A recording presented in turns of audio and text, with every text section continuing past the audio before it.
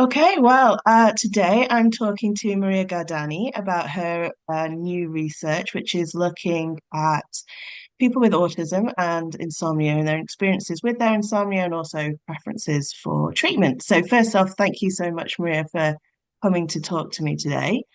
And actually, what I wanted to do first off is just jump straight into your methodological approach. This was a qualitative research, and I think that's something that's a little bit underrepresented in sleep field. So can you first just give us an introduction as to why you chose that approach and how you went about that? Yes, thanks, Kate. Um, so quantitative research, again, like as you say, it's underrepresented in sleep research in general. Recently, it's gained more momentum in mental health research, and we Hmm. find that more people are engaging with patients and participants to understand their experiences, the lived experiences with the condition Yeah. over the years, and again, their perspectives, perceptions, and beliefs on future treatment and current treatment. Um, it's an in-depth exploration, working very closely with patients, participants to understand and make meaning of their experiences. So it's a hermeneutic approach, like you understand what they're saying and you explore that further. This is why we chose this approach to explore the experiences of people with autism and their with insomnia, but also with current treatment and future interventions. Yeah.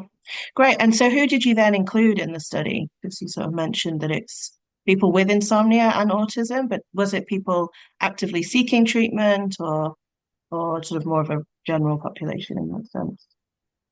It was more the general population. So we Hmm. just wanted to see, and again, because we're interested in their experiences with current treatment, the previous treatment, it was Hmm. just people with insomnia, having a diagnosis of autism for a long time, and again, like people just from the community. One inclusion criteria we had is that we wanted people under 50, just mainly to explore young people experiences and not like anything that comes like sleep disturbances that come with older age. Yeah. Okay. Great. So then maybe you can just sort of tell us what you found.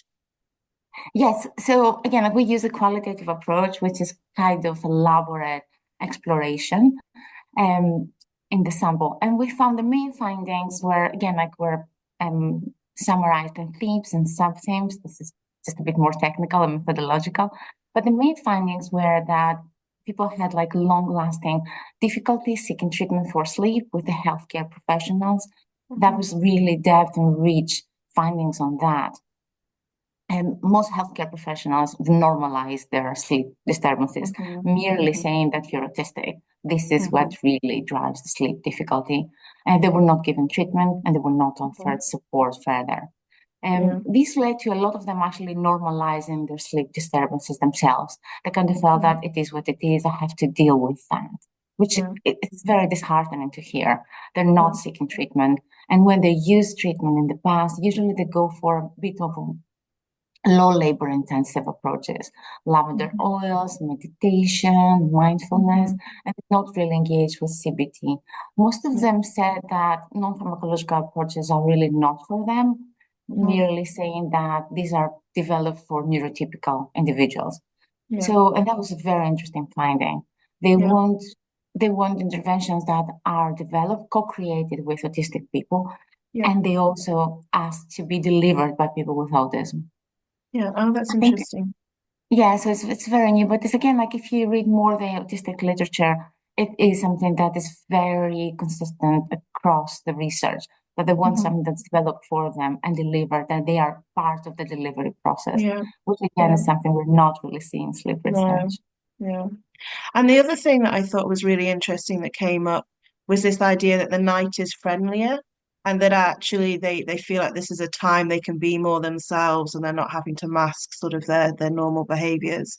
And that actually, therefore, that sort of sleep is more an annoyance, getting it in the way of their kind of time when they feel like they can be themselves, which is really interesting and perhaps something we've not taken into consideration before.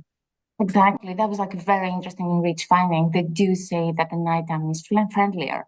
They have the ability to be themselves, not camouflage or mask, as they say, to meet the social norms, to be what other people expect them to be, and they're engaged in activities at that time. This is something that we want to explore further, understand what happens. Is it sleep displacement? Is it active participation in some activities? We really want to see more of what is happening around that time. But yes, they find that the nighttime is a peaceful time for them, and that they can pretty much be themselves. And that was really interesting. Yeah, And then, absolutely. Yeah, so I guess then that is sort of perhaps the implications, and the next step is sort of like how to incorporate this into the modification of treatments. yeah, I think the implications were that hopefully people who are doing sleep research with autistic adults and young people will take their perspectives into consideration in devising treatment interventions, but also even just day-to-day research, like Mm. how they can much engage, sensory implications, and their perspectives on every step of the research process has to be taken into account. Future directions for me will be again to explore whether younger individuals with autism have similar experiences. Hmm. The group we had were adults, so they had families, they had other responsibilities. But what happens with younger individuals at like emerging adults age? Do they have similar difficulties? Which probably we expect, but do they have similar experiences with treatment and future interventions? And again, Yeah, what happens during that nighttime? yeah, perfect. All right, well, thank you so much for talking to us about that today, and yeah, good luck with the future research. Thank you for having me. Bye.